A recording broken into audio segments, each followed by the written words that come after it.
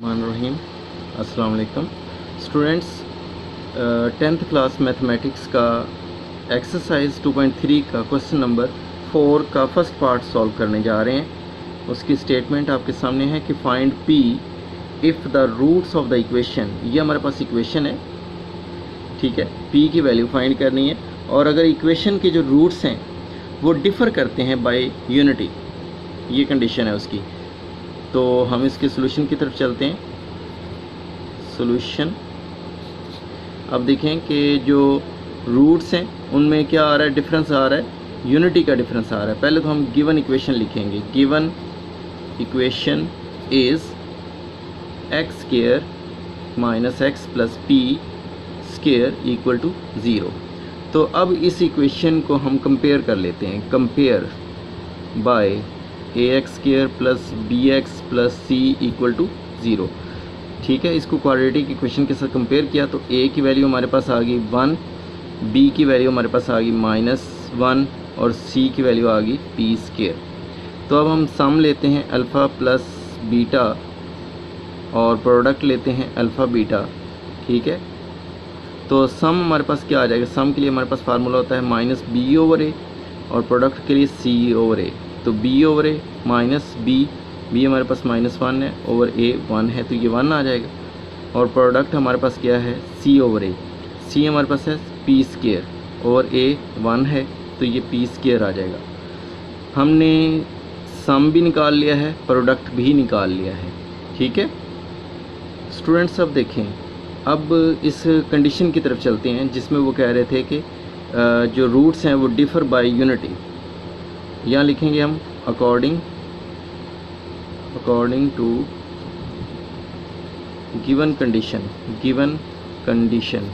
अब कंडीशन क्या है, कंडीशन हमारे पास ये है कि एक रूट हमारे पास अगर अल्फ़ा है तो दूसरा अल्फ़ा -1 होगा, ठीक है।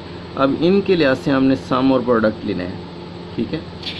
तो इसके लिहाज से हम देख लेते हैं सम और product.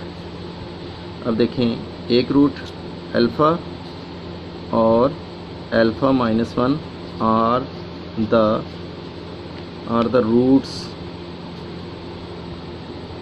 The roots of equation.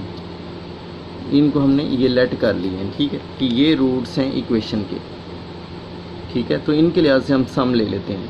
Some of roots क्या बनेगा, सम ऑफ रूट्स, ठीक है। तो सम ऑफ रूट्स में हमारे पास आ जाएगा अल्फ़ा प्लस अल्फ़ा -1, ठीक है। तो ये हमारे पास आ गया, इसको हम ऐड करेंगे तो 2 अल्फ़ा -1 आ गया, ठीक है। और यहाँ पे इससे ये हमारे पास सम आ चुका है। सम ऑफ रूट्स यहाँ हम लिख देते हैं, सम ऑफ रूट्स।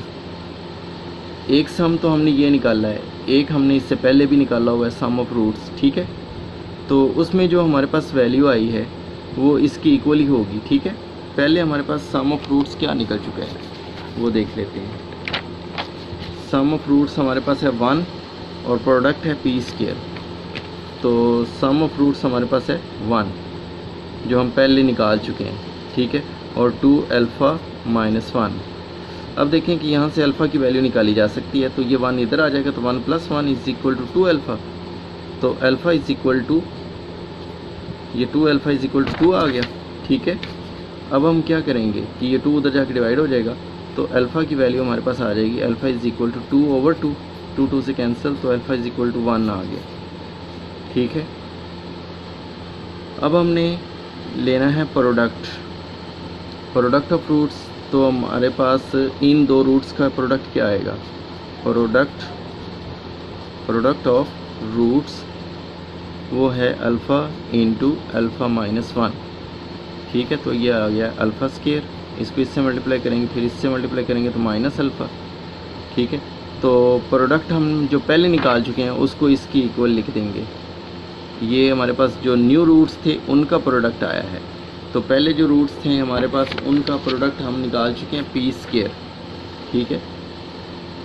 ये हमारे पास न्यू रूट्स का प्रोडक्ट आ चुका है, इसको हम कंपेयर कर देंगे प्रोडक्ट ऑफ प्रीवियस रूट्स के, ठीक है। तो अब देखें वो हमारे पास क्या था, पी स्क्वायर। तो alpha square minus alpha is equal to p का स्केयर है, ठीक है। अब अल्फ़ा की वैल्यू इसमें पुट कर देते हैं। अल्फ़ा की वैल्यू हमारे पास जो यहाँ पे आई हुई है, put value of alpha, put value of alpha. तो अल्फ़ा की वैल्यू 1 है, 1 का square minus 1 is equal to p square. तो पी का स्केयर इज़ इक्वल टू ये आ जाएगा 0, तो इसका स्केयर रूट लेंगे तो फिर भी 0 ही आएगा। तो पी की वैल्यू हमारे पास आ चुकी है 0, ठीक है। अब देखिए स्टूडेंट्स, इस क्वेश्चन को मैं एक दफ़ा रिपीट कर देता हूँ आपके सामने कि हमारे पास ये कंडीशन थी कि फाइंड पी की वैल्यू फाइंड करनी थी। रूट्स ऑफ द इक्वेशन, ये हमारे पास इक्वेशन है। इसमें उन्होंने कहा है कि जो रूट्स हैं वो डिफ़र कर रहे हैं बाय यूनिटी, यानी उनके दरमियान में जो डिफरेंस है वो 1 का है। अगर एक को अल्फ़ा लिया जाएगा तो दूसरा अल्फ़ा माइनस 1 होगा, ठीक है। गिवन इक्वेशन हमारे पास ये है। हमने इसको क्वाड्रेटिक इक्वेशन के साथ कंपेयर किया। जैसे हम सम और प्रोडक्ट लेते हैं alpha plus beta, alpha beta, तो ये हमने सम भी ले लिया, प्रोडक्ट भी ले लिया। अब जो न्यू रूट्स थे वो हमारे पास क्या है, एक अल्फ़ा है तो एक अल्फ़ा माइनस 1 है। अब इनके लिहाज से भी हमने सम और प्रोडक्ट लेना है।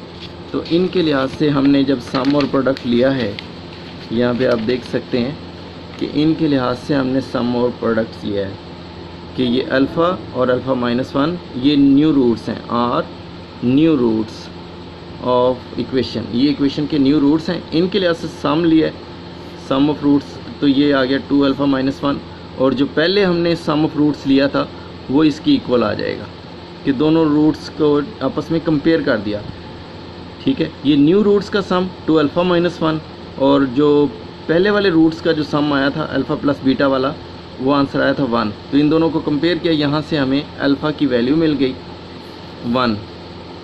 अब हमने क्या किया, प्रोडक्ट ऑफ रूट्स लिया है, ठीक है, न्यू रूट्स का। तो अल्फ़ा इंटू अल्फ़ा माइनस 1 आ गया, तो इनको मल्टीप्लाई किया, हमारे पास आ जाएगा अल्फ़ा स्केयर माइनस अल्फ़ा। ये प्रोडक्ट ऑफ जो पहले वाले रूट्स हैं उनका प्रोडक्ट हमारे पास पी स्केयर आया हुआ था। तो इनको कंपेयर किया, यहाँ पे अल्फ़ा की वैल्यू पुट की, ठीक है। अल्फ़ा की वैल्यू 1 थी और 1 का स्केयर माइनस 1, तो वो 0 आ जाएगा। P square is equal to 0, तो यहाँ पे स्केयर रूट लेंगे तो आंसर फिर भी पी का 0 ही आएगा।